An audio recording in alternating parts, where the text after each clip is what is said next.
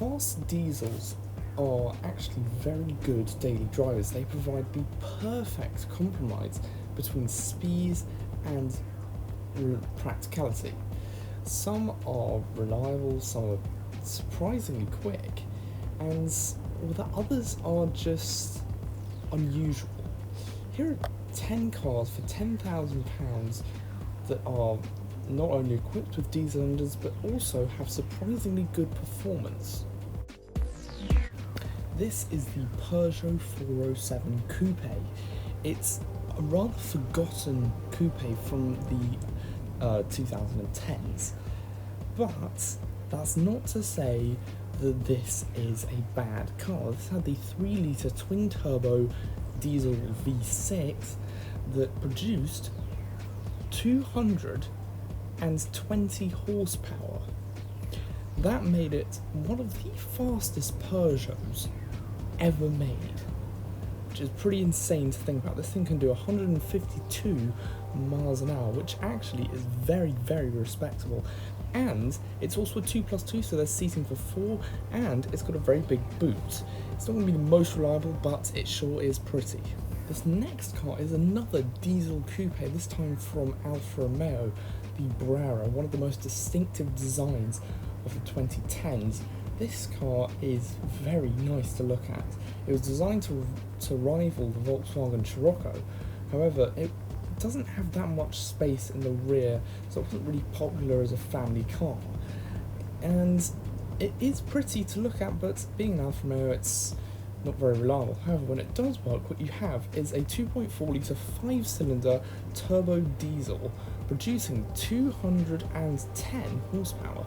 This car can also hit 150 miles an hour, so actually you've got something that's both practical and fast. That's a good compromise. This next one is a car that's very close to my heart as it took me to school. This was my dad's car, the Volkswagen Touareg V10 diesel, one of the most remarkable SUVs ever created. This features the world's largest PD engine, a 5-litre twin-turbo V10 producing 300 horsepower. It is a bit of a unicorn, but there actually are still quite a few of them out there, and that means that they are still very, very cheap. You can find an R50 like this one, but they are also quite rare. It's also a lot more powerful. It doesn't really get good fuel economy either, but again, good compromise, practical and fast. This is another fast diesel, the Range Rover Sport TD V8. Has 267 horsepower, but it is still a heavy boy. It takes 9.2 seconds to accelerate 60. My Mini is faster than this thing. Anyway, it is probably going to be much more popular than any of the other cars on this list, considering, well, it's a Range Rover. But then you get Range Rover problems, which cost Range Rover money to fix. So you can buy this car if it's very, very well looked after. It might hold up pretty well, and if you stay on top of it, you might be okay.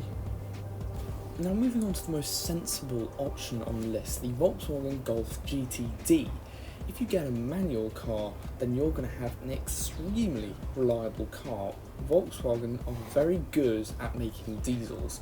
They're not very good at emissions, but that's another story for another day. However, this car is available in 3-door and 5-door guys, and looks like a Golf GTI. It doesn't exactly go like a Golf GTI. It has 180 horsepower, which is still a pretty decent amount, and can accelerate 60 in 7.6 seconds, which, trust me, feels pretty quick. But actually it's a very good daily and probably the best choice. Now, the 3rd generation BMW 6 Series, specifically the 640D, this car has a twin-turbo inline-6 producing 300 horsepower and 630 Nm of torque, making it by far the fastest car on the list, with a 0-60 time of a very impressive 5.3 seconds from a diesel. So this is fast and it's actually good on fuel as well. It gets about 40 miles to the gallon, which honestly isn't too bad considering what it is. So it's fast. Reliability wise, it's probably not great. I mean, these newer BMWs are very, very complicated. Now moving on to Mercedes, if you want something a bit more refined but still quite fast, I would recommend the E350D. The 3.5 litre V6 diesel is silky smooth and again very, very good on fuel. It's a very nice car on the inside, even though it is getting on a bit nowadays, and you can get it with some pretty nice looking tech with sort of heated seats and a lot of good stuff. You can find fully loaded examples within budget, so you've actually got a good choice of spec when it comes to a car like this. Now let's talk about Audi.